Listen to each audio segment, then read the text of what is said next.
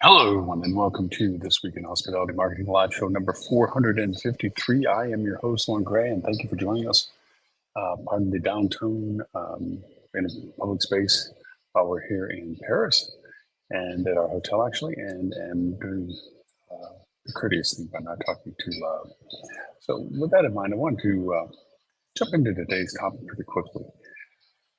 In our continuation of what we talked about last week about having proper sequential content given to our guests over the course of their engagement with us, and our responsibility for us to pretty much give the full journey of marketing communication from the inception of their conversion and getting them to purchase and stay at our hotel or dine in our restaurants, all the way through the process of engaging them prior to their arrival, their duration with us, and of course, the fulfillment of that stay with us include communications that are accurate to what we were marketing, and then of course the post stay as to what did they feel about it, what kind of feedback they can give to us, and also our engagement on that lifetime value proposition of being able to communicate with them in the future tense for them to come back several times and share with their friends the enjoyment that they have with us so that they can get their friends to possibly want to do the same thing that they did with us as well when they stayed. So, with that in mind, this week's conversation is about content that is subjective to the value of the engagement once the conversion's already been made. So, my point for today's show is being there when needed, content marketing that works. Now, we know about content marketing to solicit engagement, we know about content marketing to solicit conversion. What we don't like to talk about now is content that is related to solidifying the durability of the booking, because we know there is a cancellation percentage that exists on all of our channels of production, some higher than others. There is multiplicities that people book because they're not quite certain of exactly which hotel they're maybe wanting to stay at. We see that quite regularly. New York is a great example of a market like that, that they'll book several hotels, a lot of times through via OTAs. And with cancellation policies going back to more of what they were previous to lockdown COVID, um, making that last minute decision saying, well, wait a minute, this hotel offered a discount compared to the one I was going. It was under consideration for me. I kept a reservation. They solicited something of interest, so I took advantage of it. I can honestly say, as all of us have taken trips and travel, where you stay is centric to your experience of where you're going if you're traveling for transient business and for anything really, but transient being the most critical, where you've chosen to stay solicits and guides what you do. The longer the stay or the more distant the travel or the more unknown of where your destination is going, the more you're less likely to multi-book and narrow it down towards the end. You may multi-book initially, not knowing exactly what are the better deals, what are the better locations, but you get a good deal. You hold on to it, know you can cancel it later. And then you eventually get it down to where you begin to solidify, nope, I really want to stay in this area, or I really want to be next to these things. And for that reason, it gets down to this one choice. But then once that conversion actually happens, and we've provided content about why people want to stay with us, we provide content about what they should discover when they are with us, we provide content about what to do when they're around us. We provide all this content, rates, availability, room types, and so forth. It's all well and good, but as you get closer to being with us in a hotel, other questions emerge, other things that are now more important than just about rate and availability and the things that got you to make the decision you did. Now comes other content, research and education, discovery and education more primarily, that follows more the granularity of preparation for the trip. Now, almost everyone that I've spoken with and that I've traveled with, and I might personally travel with, I go over and I try to do a lot of research early on to make the hard, big decisions first. Where am I going? How am I getting there? Once I've made those purchase choices, what am I going to do when I'm there? Are all large purchase decisions that get made from it. But then from that, I get closer to my departure to get there.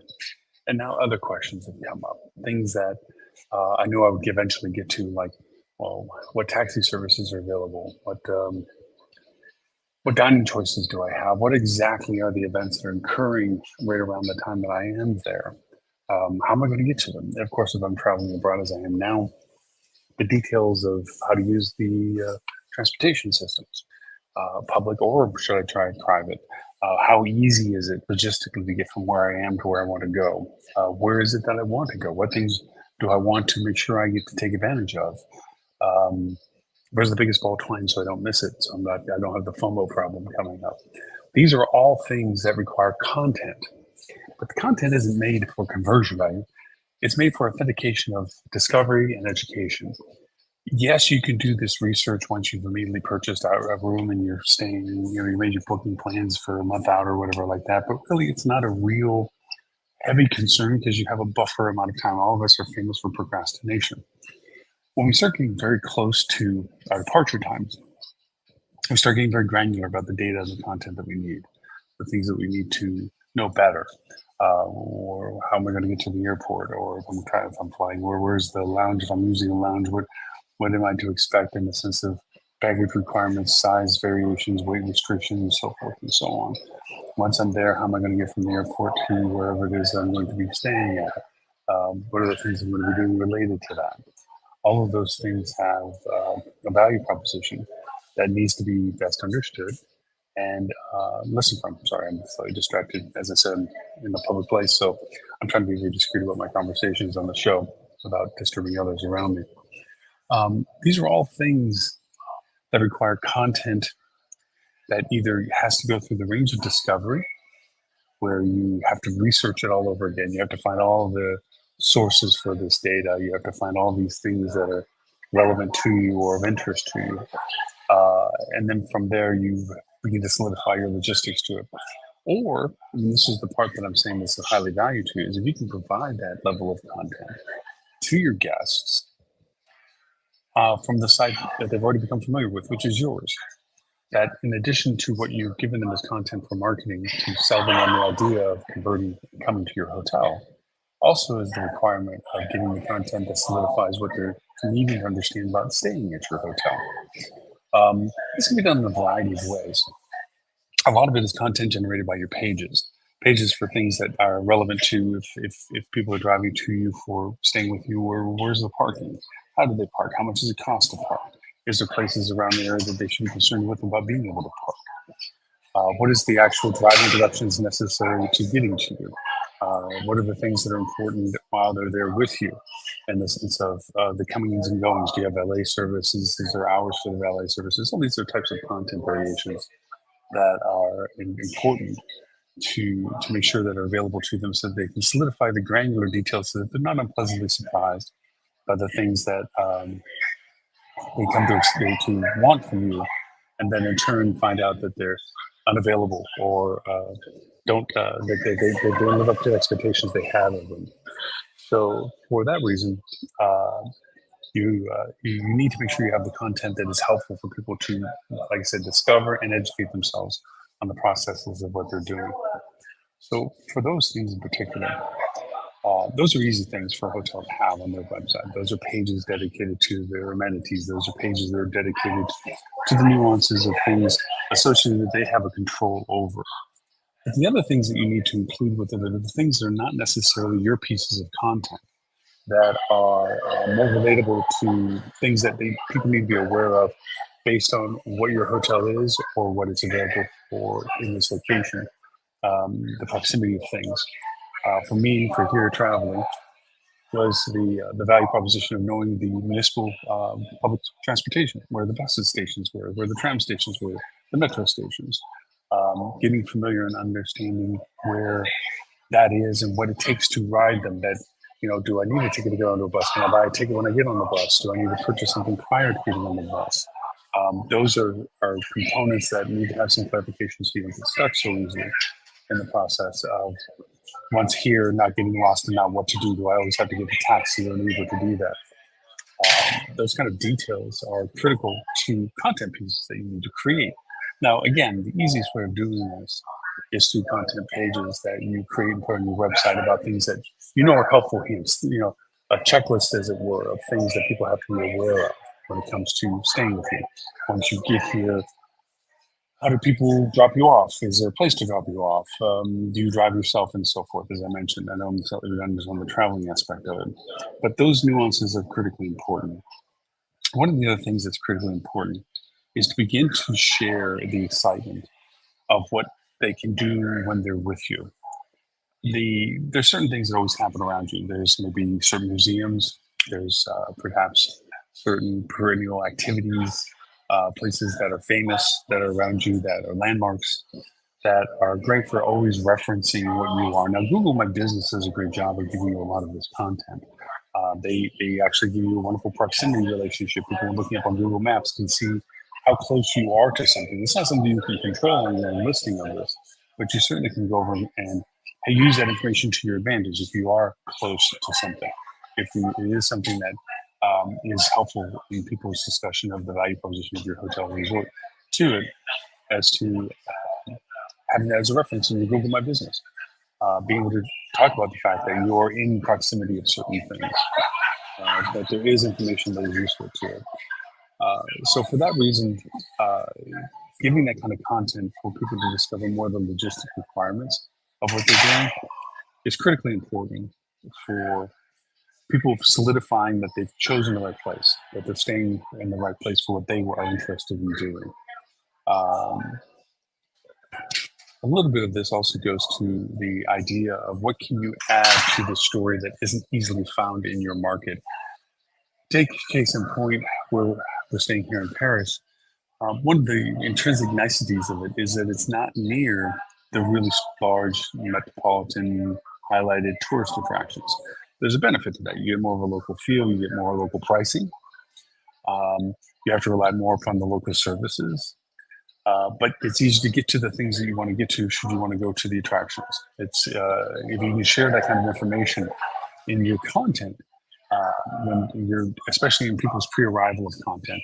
Now, as I mentioned at the beginning of the show, talking about the same time progression happens for discovery, education, and conversion, the same compression of time. There's this slow, lackadaisical discovery process, very errant and often different directions, following interest categories and so forth. And then when that begins to solidify into a clarity of what they're interested in based on what they discovered, they begin to educate themselves more on that process. And that education gets a little bit more finite, a little more particular, a little bit more directed. The education process is very much about what people are wanting to know more about, because they've decided already what they've discovered on is worth investigating or educating on.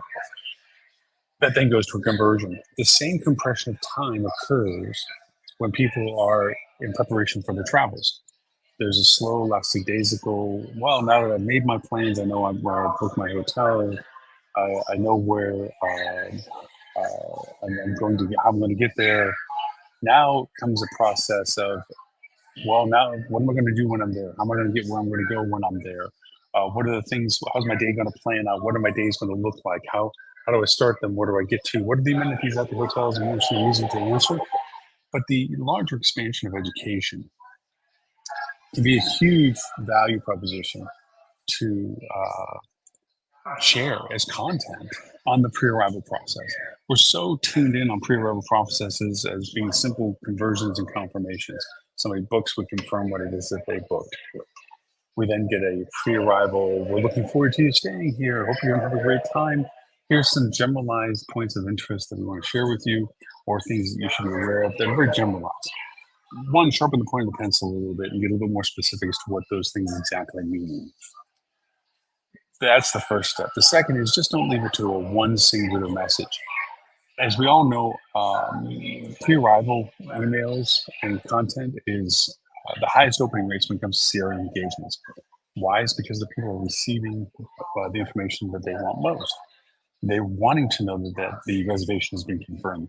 They're wanting to open up an email from you from the hotel that they're staying at, because it has the information that they know will be helpful to them because they've made this choice to stay with you.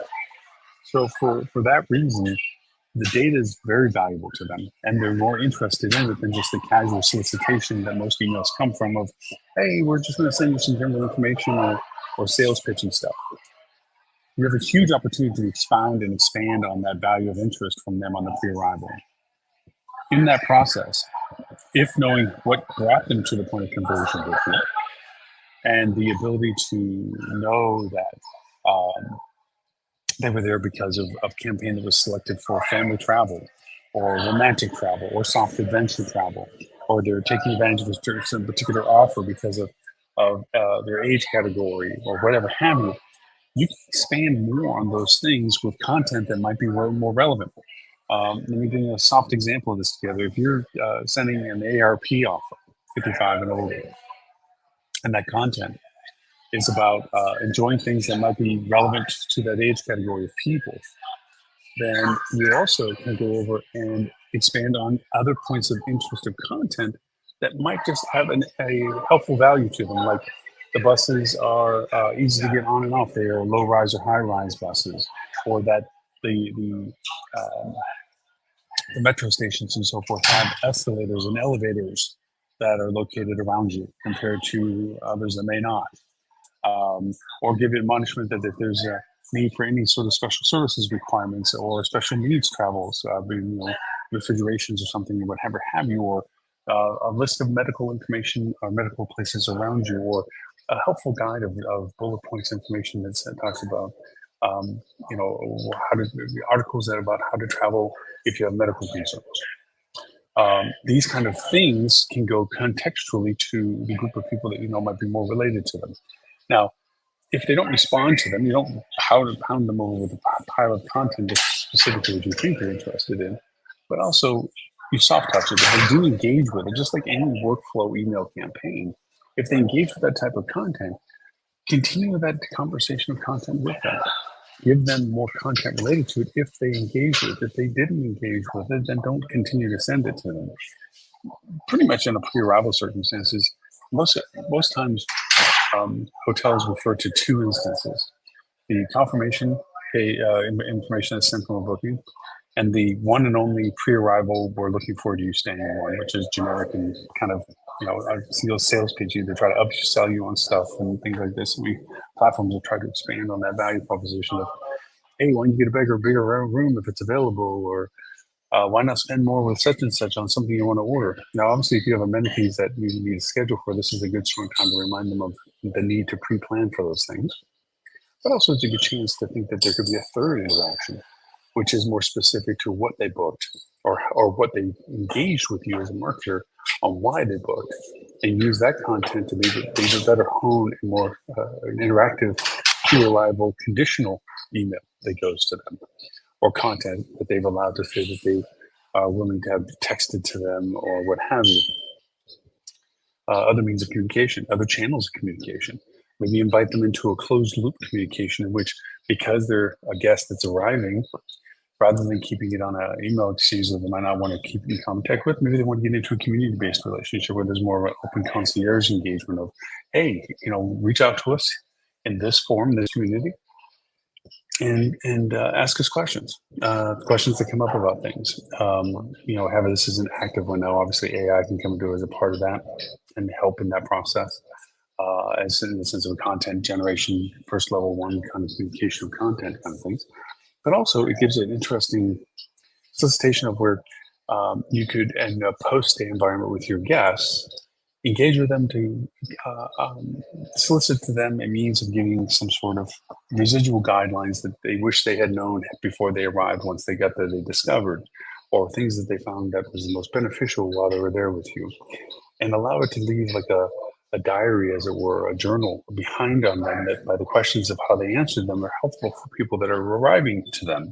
So that if somebody was coming there for generally the same reasons and they see somebody that stayed there for the same general reasons, those person's advice or things that they enjoyed and things that they wish they'd known or things that they knew that they get to take advantage of, those things shared is a community engagement. Now, this is much more robust content development that requires a little more of a touch from the properties than what you see in most general places. This is an active engagement for a hotel to work in a community environment they create. Now, that can be in a Facebook group, that can be in a Facebook page dialogue. I would say group is better because it allows for the content to be more specific to people that have stayed and are planning on staying, compared to people that are generally engaging to learn and educate themselves about your property. It can be helpful, but it can also be distracting. And it can also be all encompassing when it comes to content, and it deters from some of your marketing capabilities of your social media pages. So I would recommend an active engagement of allowing people to join a group that they can passively leave after they're done.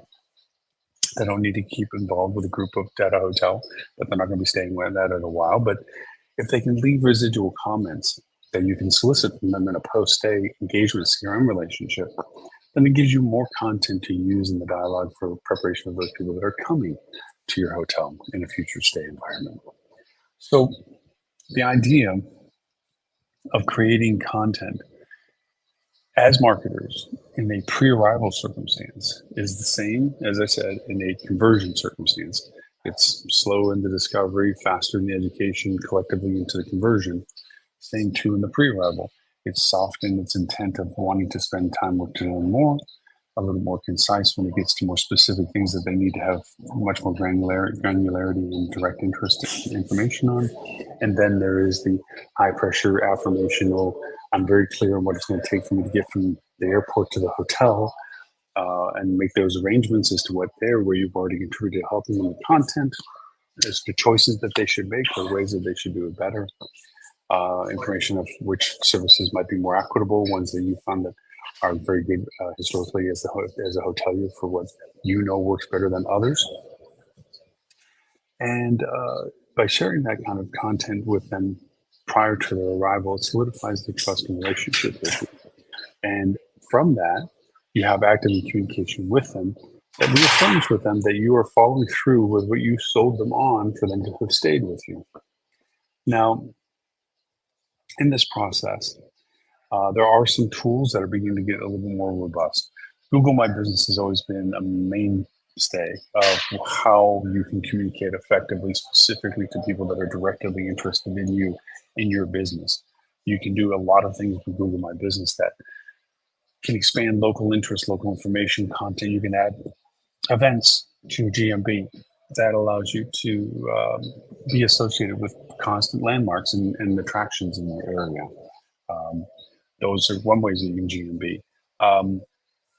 Aspects of GMB that you always have to make sure of is that you have always good and relevant new content, always good and relevant new pictures, any helpful information related to what it is that you're offering as services and or things that you would recommend as services in your area. That's a great place to have them in at that point as well. You also get the ability in GMB to begin to do other things now. There's a new platform that's coming out called Google's Things to Do. And what they're now utilizing more of is the ability to use third-party vendors to solicit ticket sales and event attraction information that you can use on your own, in your GMB, and also on your website, and actually advertise for, so that you can be engaged with and solicit people that if they're going to be staying at your hotel, you can offer them the opportunity to pre-purchase and get attraction tickets or sign-ups for things that are in your areas without having just to direct them to a website that would be a facilitator of them.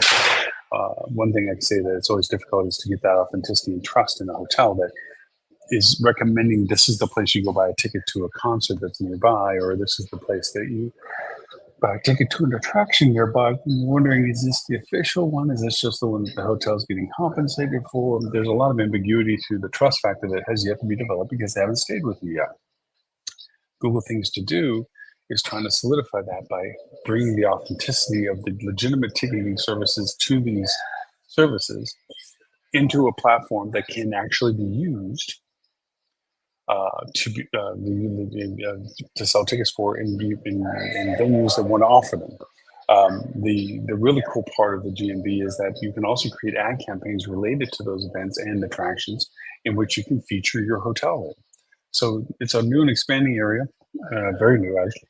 And third-party companies, there are some that Google has authorized to do that, but take a look at Google Things to Do. I'll put in the show notes a link in the developers platform for it that explains and talks a little bit more about the abilities of getting direct tickets and book now and shop now and claim offers and so forth, kind of things based on your affiliate relationships, should you have one, or just legitimate ticket services that are available as well.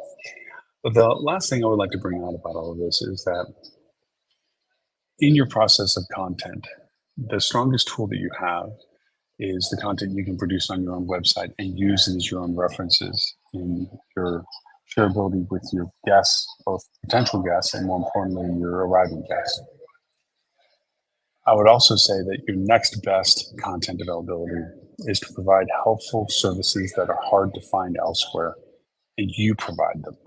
Maps, maps that link to things, maps that you create that help things, guides to things, some great creative content that shows local restaurants, places to go that you find are great, like because they're the best restaurant of XYZ types of food that are nearby. Share that. Share how easy it is to get to something that's a great interest. Share where you should go to get a great picture of something, or when's the right time to go somewhere. Traffic patterns, like, hey, if you're going to ride the buses, if you can, avoid them between 5 and 7 because that's when they're the busiest and the locals are mostly packed on and makes it more challenging to find a seat or something. Little things like this that are helpful, insightful, local ways of saying things can be incredibly helpful in preparation for what your guests are doing in their pre-arrival process. So there you have it. I wanted to kind of hit some of that. That's a little bit of the experiences we're having as we're traveling now. Everybody goes through this process as they get closer to their departure times, where they try to solidify up the things that they didn't know the details of yet. So they're, how am I going to get from the airport? How am I going to get to the airport? How am I going to get to the hotel? How am I going to get from the hotel once I'm there if I don't have a car? Should I rent a car? And blah, blah, blah, on and on and on. And tickets to this museum, there's a place to get them. How soon should I get them? Do I have to pre-get them? Can I just get them at the gate? So many questions that come through that process and not necessarily knowing for sure. So when doing all of that, make sure that you share it in a way that is equitably helpful, whether it's the CRM engagement with you pre-arrival, direct information that you make available at your desk when people do arrive, like a QR code that can bring them directly to something that can give them more information, so that it isn't general content that the public sees, but it's content that they can share them on quiet or from pages on your website that can be helpful. So you don't want to make a map for everybody to use, but you want to make a map for your guests to use. Give them a QR code to do that at the front desk. Give them the availability of doing that at your front desk, or create a community organization group that they can participate in which that can be shared with them. So there you have it. Being there when needed, content marketing that works. Thank you so very much for the privilege of your time. Sorry for the background distraction, background noises. As I say, community spaces warrant that sometimes. And unfortunately, no matter what time I pick, it's never the right time for it unless it's in the middle of a park, which I believe next week I might just be able to do. So I might find a nice quiet spot which I get to go over and speak without too much distraction behind. So for everyone that's watched us live today on our simulcast, Facebook, LinkedIn, Twitter, and YouTube, thank you so much for doing so. Those that watch us on our TV channel, the hospitality channels, thank you so much for watching us there. I will keep you abreast of our adventures as we're here. We'll be traveling some more between now and next week, so we'll be in a new location next week. Talk to you more about that then. But until then, my name is Lauren Gray. Thank you for the privilege of your time. I look forward to talking to you all next week.